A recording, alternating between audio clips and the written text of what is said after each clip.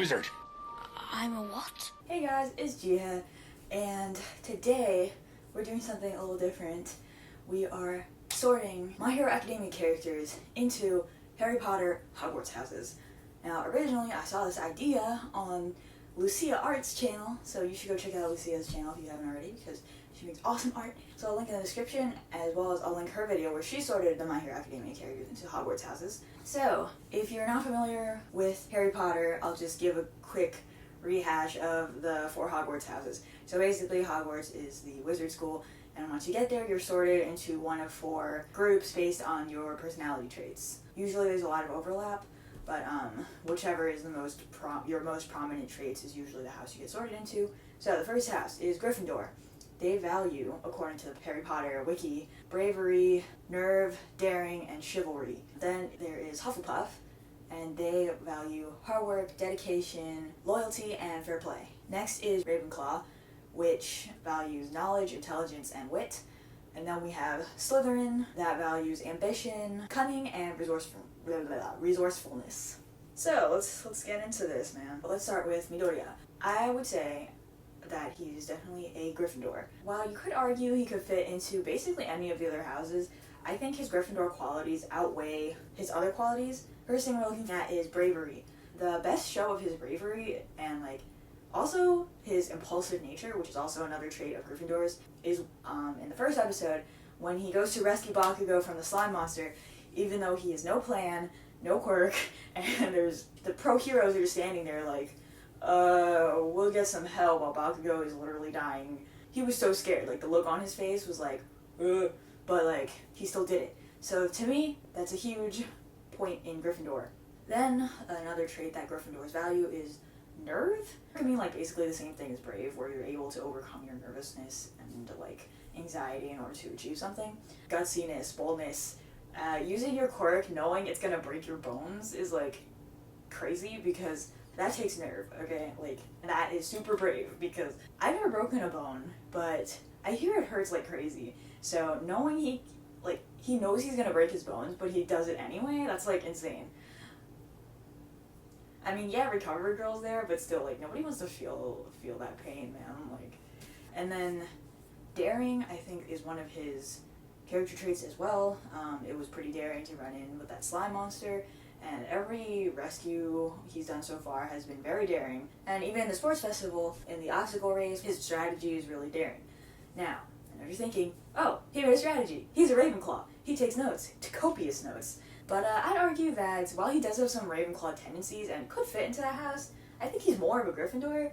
Reason being that we see him strategize more in the beginning of the series when he couldn't rely on his quirk. That was when he really did most of his strategizing. And now that he can kind of control his quirk without breaking his bod so much, strategy tends to be his fallback as opposed to his primary path. You know, he prefers to muscle through the situation. I feel like he relies more on stubbornness and pure strength as opposed to making complex strategies or anything like that. I mean, I think he does come up with some cool quirk combinations and does well in school, but overall, he's not all about learning. So I would say he's more of a Gryffindor. Okay, and then Lucia, she put him in Slytherin. When I first saw her drawing with DEKU in the Slytherin outfit, I was like, what? No. But after hearing her explanation, I definitely see why she put him in Slytherin, but I still think he's a Gryffindor. So the reason he could be a Slytherin, right, is he's very ambitious. He wants to be the #1 hero, right? However, think about it like this. Before he got his quirk from All Might, he wasn't really doing anything to achieve his goal of #1 hero. As a quirkless person, there's only a few different routes he could go to become the #1 hero, realistically speaking. He could become really strong, physically strong, so that he could fight and still, be able to fight people with quirks. Or he could try to become like Mei Hatsune and get really good at making support gear and stuff like that. But he does neither of those things. He's no interest in working out. As we see, he's very skinny in the beginning of the series. And the other thing is he's not studying engineering or technology or anything like that. He's just making notes on heroes. So at that point, I feel like he's kind of just clinging on to a dream that in the back of his head he knows is impossible for him at that point, but he just can't let go of it. So to me, that's not super ambitious, like, or like it's not at the core of his character. Like if he was more of a Slytherin, he would have actually been working towards that beforehand. Because he wasn't actively working towards it in like a realistic way, I don't really feel like he's a true Slytherin, you know? And then specifically, if you look at the reason he wants to be the number one hero, is that he emulates All Might, whose whole thing is putting on a brave face to, you know, comfort everybody else. And, you know, he wants to help people.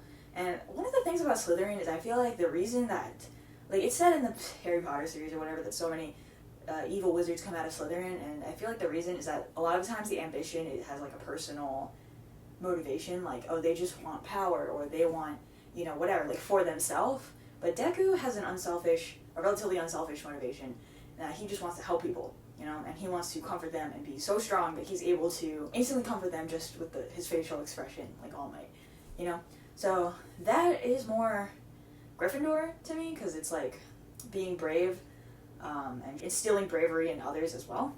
And then the other thing is looking at the sports festival, right? His fight with Todoroki. Or if he was prioritizing his ambition, he would have just beat Todoroki, or at least like tried without even trying to help Todoroki. But instead, he feels so empathetic towards Todoroki that he sacrifices his chance at a really good internship to help who was basically a stranger at that point. So like some people argue, oh, he's a Hufflepuff because he helped Todoroki and he was being really loyal to his friend. But at that point, they weren't friends. They were basically strangers, like classmates, sure, but like they didn't know each other that well. They weren't really friends. And yet, for this stranger, he sacrifices what would be a major step towards his goal of becoming the number one hero. I feel like that's not a Slytherin or a Hufflepuff move. Like, not necessarily that it's such a Gryffindor move, but I just feel like that's like showing that he's not that ambitious, like that he's willing to put aside his goal of helping people. I mean, you could argue that is his ambition, but like, I feel like not really. Like, that's a little too vague an ambition. I feel like Slytherins usually have more of like a concrete thing that they're striving for. And then we look at just like the fact that he was able to hold it together and like even can like talk to Todoroki during that fight, because everything Todoroki did before that was freaking scary. Like, okay, he's the most powerful kid in the class at that point. Deku was able to face him under all that pressure that Todoroki was actively trying to defeat him, and still like try to talk to him and be like, it's your power, you know, whatever. Like, that took a lot of nerve. So I think that's a Gryffindor trait. Now let's go to Bakugo. So Bakugo, I think, is a Slytherin. I think it's like fairly obvious why you would put him in Slytherin, because his like defining characteristic, other than being like a jerk, is that he wants to be the number one hero. While yeah, it is the same as Deku's ambition, it's not for the same reason. Like, Deku wants to help people and he wants to be that like symbol of peace or whatever, but Bakugo is going towards it more as a personal quest. Basically his whole character, he operates out of feeling insecure about himself. Like, he needs to be the best because that's the only way he'll feel validated. And to me, that's a much more selfish ambition. And I mean, yeah, I'm sure he wants to help people as well, but like, that's not his primary motivation the way it is with Deku. And then also, Slytherins are cunning and resourceful. Now, I'm not sure if I call Bakugo cunning exactly, but if you compare him to, say, Deku or Todoroki, the two other like really powerful kids in Class A, right? Bakugo is so much more resourceful. Like, okay, so I mean, Todoroki has so much brute force, he doesn't really need to get that creative with his quirk. But like, basically all he does is like, more ice, more fire, that'll solve all my problems, which for the most part it does. And then Deku, he took 3 seasons to figure out, wait a minute, I have legs.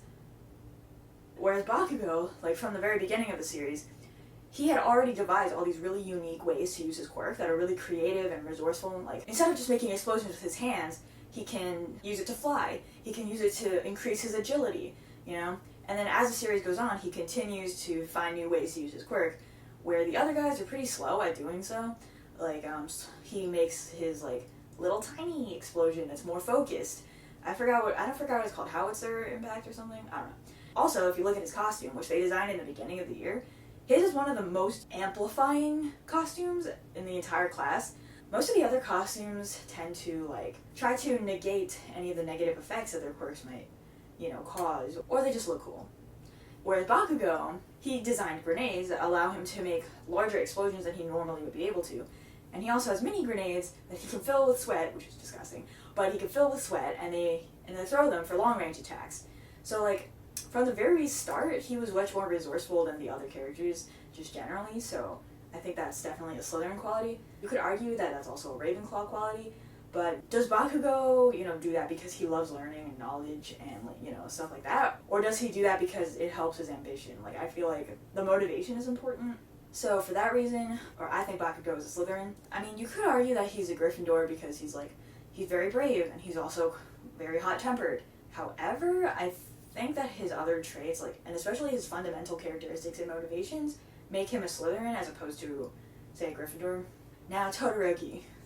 So I've seen Todoroki sorted into basically every house as well, but I think Todoroki is a Slytherin. Okay, so to me, the big reason that so many Slytherins can go bad is that their defining phrase is that the ends justify the means.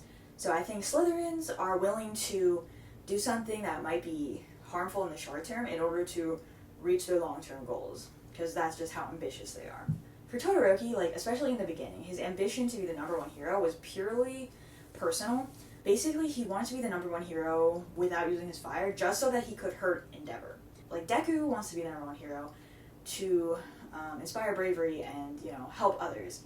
That's his goal, right? So that makes him a Gryffindor. But Todoroki just wants to hurt Endeavor. So, selfish motivation first. Then the other thing is that he's willing to use only half of his power. I mean, you could argue that's not, wrong, per se, but I mean, considering, the themes that's going on in the show, I think we're supposed to see it as something that he shouldn't do. Not necessarily because it's morally wrong, but, I mean, you could say it's morally wrong, because there are people who are, less fortunate, like Deku, who have no quirk, or Shinso, who is, not blessed with a socially acceptable quirk. But, to only use half your power as a hero is kind of not a good thing to do, because say his fire would have really been helpful in a situation, or it could have saved more lives, if he had used his fire. But he has such, tunnel vision about his ambition to hurt Endeavor. He either doesn't consider the possibility that using his fire could help more people, or he doesn't care. He cares so much about hurting Endeavor that he allows his morals to suffer. He also allows his social life to suffer, as we saw. He's not there to make friends, because he's just there so that he can get strong enough to hurt Endeavor. So, he's willing to sacrifice a lot for that ambition. But then, of course, after some character development, we see that his motivations shift to wanting to be a good hero, right? He doesn't want to hurt Endeavor anymore. He wants to be what Deku says a hero is. Because Deku showed him in the sports festival that being a hero is not about that selfish motivation. It's about helping others when you don't have to. He still wants to rise above Endeavor, but it's not about spite anymore. Now it's about being a good hero. So I think, or Lucia put him in Hufflepuff because she's saying, oh, well, he was being really loyal to Deku by helping him in the Hero Killer arc.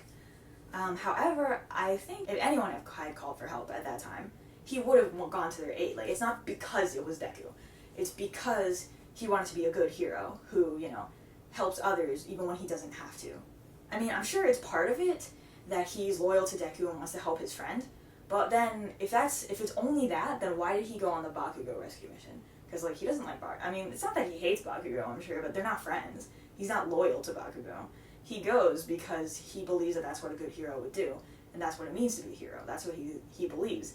And that's why he does that. So he's still working towards that ambition of being a good hero. He's not motivated out of loyalty to his friend. He's motivated out of a desire to reach his goal of being a good hero, like Deku taught him. So for that reason, I think he's more of a Slytherin. I could see him in Hufflepuff or Gryffindor. Well, initially I was like, Hufflepuff, what? But Lucia kind of convinced me, okay, maybe he could be in Hufflepuff. I could see that. Still think he's more of a Slytherin, but okay, Hufflepuff, sure. And Gryffindor, okay, yeah, I can see that. But, the only one I disagree with is Ravenclaw, because he's not very, intelligent with the way he uses his powers. Like I said before, he kind of just, more ice, more fire, oh, it didn't work, more ice, more fire, okay, if you look at his fight with Deku in the sports festival, he's like, ice, ice, ice, oh, he keeps deflecting it, more ice, it's not, he's not, that creative. Especially if you see how Endeavor uses his fire, he only has fire, but he's a lot more versatile. I mean, he's an adult, of course, but, you see him, oh, he can run up walls by melting footprints into the wall. I mean, property damage, but whatever. And then, oh, well, Endeavor figured out how to make blue fire, or, if you read the manga, he has a lot of, specific moves to get really creative with his fire. Whereas, even though Todoroki was focusing only on ice, he didn't really do anything that creative with it. He's just, bigger ice, so that's why I don't feel like he's a Ravenclaw. I feel like a Ravenclaw would want to push the boundaries of creativity a bit more. But anyways, okay, let's talk about Ida. So, first of all, I've really only seen Ida sorted into Ravenclaw, and I kind of agree with that. He takes school, like, very seriously, and for him, it's not about reaching an ambition, necessarily, or getting good grades on your resume like Deku and Bakugo. He purely enjoys learning. Like, he takes learning very seriously. He takes the rules very seriously, and whenever they do like simulations and stuff, he takes acting very seriously in the scenario. Like, we see when they do the hero-villain simulation in like the beginning of the year, he was cast as a villain, so he tried to get in the head of a villain and like took the simulation very seriously in order to give his classmates and himself the best possible learning experience. And then we saw in the OVA that when Uraraka was pretending to be injured, Ito was like, oh my god, no! Like, he was acting like crazy even though he knew it was fake, to like, again, try to create the best possible learning environment. And then he's also a class president and takes that responsibility like ridiculously seriously. Like, he does all these things he doesn't have to do because he sees it as his responsibility to, again, create the best possible and most organized learning environment. So, like, for that reason, I feel like he's a Ravenclaw because he really values that learning aspect and thinks it's really important to enforce the rules to create the best possible learning environment. Oh, and then the other thing, in the sports festival, he, again, takes his own learning and self-improvement very seriously. Like, if he didn't, he would have accepted Deku's offer to work with him during the cavalry battle.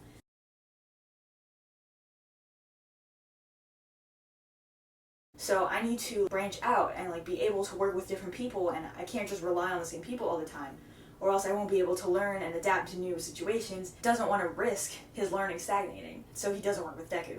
Like, I feel like if he was a true Hufflepuff, he would have been like, yeah, I'll work with Deku, you know, Deku and Uraraka are my friends, to help them succeed. But instead, he chooses to go against them to improve all of their learning. So I think that is a really, like, a Ravenclaw choice to make. You could also say it's a Slytherin choice, but I feel like it's more of a Ravenclaw choice because of the reason that he gave. Even the sports festival he considers a learning opportunity, even though most of the other kids seem to see it as more of like an opportunity to show off what you've already learned. He sees it as a fresh learning opportunity, so I think that is really like a Ravenclaw thing. So the elephant in the room is his behavior during the hero killer arc. And at first, again, I keep referencing Lucia's video, but you should watch because it's awesome. But anyways, she put him in Gryffindor because of his behavior during the hero killer arc. Obviously very impulsive behavior, very emotion-based behavior, and he was also doing something that most people would see as brave, fighting the hero killer by himself, even though he's still just a student. But I would argue that the hero killer arc is kind of, it's not a typical example of Ida's personality or behavior, and I think that's why it was so special. Like, I think the whole point of the hero killer arc was to show how much he cared about Tensei, that he was going to, like, go against his usual grain. So I think it's not like consistent with his usual personality. Plus, like, after that arc, he sees the error of his ways and he's like, what I did was a mistake that I'm never going to do again. And he doesn't, which is not like really a Gryffindor move. Like, I feel like Gryffindors would be a little bit more impulsive and might be quicker to justify themselves in that situation, because I don't think a Gryffindor would necessarily think that what Ida did was wrong, because, you know, his whole motivation was trying to avenge his brother. And, like, you could say, oh, that's a Hufflepuff motivation as well. But, yeah, because he acknowledged it as a mistake, I think that is, like, a Ravenclaw quality, because he's like, I broke the rules, and I didn't think it through, and it was detrimental to my journey as a hero. You know, like, I think it's very not Gryffindor or Hufflepuff to see that that was a mistake, or to believe that was a mistake. Like, some people might still argue that wasn't a mistake, and, yeah, I think that's valid. But he thinks it's a mistake. So I think that's a Ravenclaw thing to do.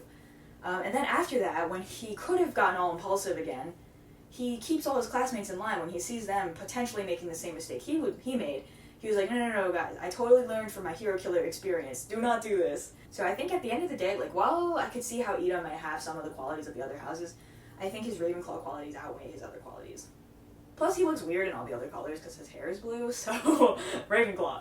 Although, gotta say, like, Deku and Todoroki, the way I sorted them, Deku and Gryffindor and Todoroki and Slytherin, they just look like Christmas, so that looks weird, but you know what? It's okay. Oh, it's fine. Anyway, okay, now, Uraraka. So, I put her in Hufflepuff, obviously because Hufflepuffs have barely any plot relevance, just like Uraraka. No, okay. I mean, I could see her in Gryffindor or Slytherin. The only one I wouldn't say she's in is Ravenclaw, but I mean, I don't know. She just seems like a Hufflepuff. She's friendly, I guess. Like, they work together in a sports festival, and her reasoning was that you should work with people you get along with, which I think is a very Hufflepuff thing to say. But, I mean, there's really not much to go on Uraraka, I feel like, so... Hufflepuff? I don't know. Alright, Aizawa. Okay, so I sorted him into Hufflepuff, which I think most people would be like, what? Because he's not, like, your stereotypical, friendly, personable Hufflepuff. And he's always like, oh, logic. You should do everything based on logic. But, like, if you look at his actions, does he actually do... Like, his logic is all based on his loyalty to his students. And, like, he just wants to bring out the best in them. Like, so everything he does is for his students. So that's why I feel like he's a Hufflepuff. Yeah, he doesn't mind being unconventional or tricky, which could be seen as a Slytherin quality, but he's not like, oh, I want to create the best students for my personal gain. Like, that's my personal ambition. It's more like he wants to help his students be their best selves. It's more like that. He's not being, like, unconventional or tricky in order to be cruel. He's doing it for his students. Like, when he's like, oh, the person who places last in the fitness test will be expelled. And he's like, just kidding, after that. Like, he didn't do that to be mean. He did that because he wanted to bring out the best in his students. He's also, like, totally willing to die, like, for his students. And it's not like, oh, it's my duty as a teacher or as a hero. It's more like, you know, I love my students and I don't want anything bad to happen to them kind of scenario. And you might say, like, oh, well, he expelled so many students, you know? But what's his reason? His reason is that it's better to, like, crush their dreams in the beginning than let them have hope only to crush it later on. So he's all about, like, doing what's best for the kid. And for some of them, he believed that was expulsion. So it's not like he's trying to, like, have everyone in his class have A's so that he looks good, you know what I mean? It's so that his students can reach their full potential. Like, that's what he's all about, you know? He's also, like, really about fair play. I don't want to spoil the manga, but he gives students a chance that he believes have potential, even if society doesn't necessarily see them that way. He acknowledges that UA isn't necessarily a fair system, and he wants to make it an even playing field for people who have the potential and the desire to be heroes, but just can't necessarily get the numbers, you know what I mean? So he definitely values fair play, and for that reason, I think he's a Hufflepuff. Also, he's like an underground hero, and I think it's very Hufflepuff to be very humble about your achievements. Like, he doesn't want the spotlight. I just think that's very Hufflepuff. So, I think Aizawa is a solid Hufflepuff. Alright, now All Might. This one was the one I had trouble with. I mean, I think the most obvious thing would be to put him into Gryffindor. And I think for the same reasons Deku is a Gryffindor, All Might is also a Gryffindor, like, at the end of the day, because the reason All Might chose Deku is that he saw himself in Deku, right? Because we find out that he used to be quirkless, but he wanted to be, you know, a hero and everything. He saw something that he had lost at that point, right? His self-sacrificing impulse, which he saw in Deku, and he was like, you know what, that is why you are going to be my successor. For that reason, I think All Might is a Gryffindor. However, as we see in the first book of Harry Potter, the Sorting Hat sometimes gives the student a bit of say in which house. And I think maybe the Sorting Hat also would have offered him a position in Slytherin. Because while it's true that All Might is not very cunning or resourceful, he's kind of just like punchy, like, all day long. But his ambition is insane. Like, okay, you might say, oh, Bakugo and Dara, they're so ambitious. But, like, that's nothing compared to All Might's ambitiousness. All Might, when he was a kid, he didn't aspire to be the number one hero. No, that was too low a goal. He wanted to be literally peace, okay? Like, he didn't just want to be the number one hero. He didn't merely want to be the number one hero. He wanted to carry the entire world by himself by becoming the symbol of peace. It's not like, oh, you know, I just want to help people. He wanted to single-handedly lower global crime rates. He premeditated it. It wasn't like, oh, he became really powerful and it just organically happened. He was like, no, Sensei, I'm going to be peace, okay? Like, that's insane. That ambition is, like, through the roof, okay? Like, he sacrificed so much to be the symbol of peace for his ambition, right? For his dream. He had a vision, and he went for it, and he sacrificed everything and anything for it. Like, he has no family, he has no hobbies, he's just All Might, that's it. He's a symbol of peace, that's all he does. You know what I mean? Like, work-life balance? Psh, I don't need that. I have my vision. Like, that was what All Might was saying. So, to me, he could have been a Slytherin. But I mean, if we're pretending this is Harry Potter or whatever, a Slytherin hero wouldn't have been as well received as a Gryffindor hero, I don't think, so he would have chosen Gryffindor if he was given the choice. But yeah, I think the Sorting Hat could have offered him a position in Slytherin as well. Those are all the characters I'm going to sort. Let me know in the comments what you thought of my choices and how you would sort the characters, because that's really interesting. Don't forget to check out Lucia's video as well, and she also did a nice drawing. She said she didn't like it that much, but I don't know. I'm not an artist, so it looked great to me. Okay, anyway, and don't forget to give this video a like if you enjoyed it, and subscribe if you'd like to see more like this, because I think I'm probably going to make at least one other video like this, because it's fun. And yeah, I'll see you guys in another video. Bye!